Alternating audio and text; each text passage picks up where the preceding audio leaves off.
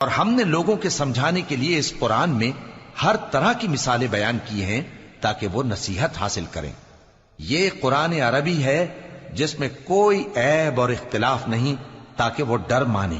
اللہ ایک مثال بیان کرتا ہے کہ ایک شخص ہے جس میں کئی آدمی شریک ہیں مختلف مزاج کے، اور ایک آدمی پورے کا پورا ایک شخص کا غلام ہے۔ بھلا دونوں کی حالت برابر ہے؟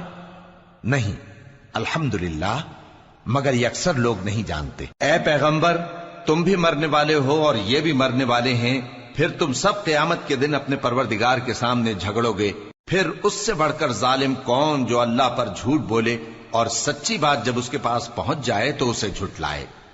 کیا جہنم میں کافروں کا ٹھکانہ نہیں ہے؟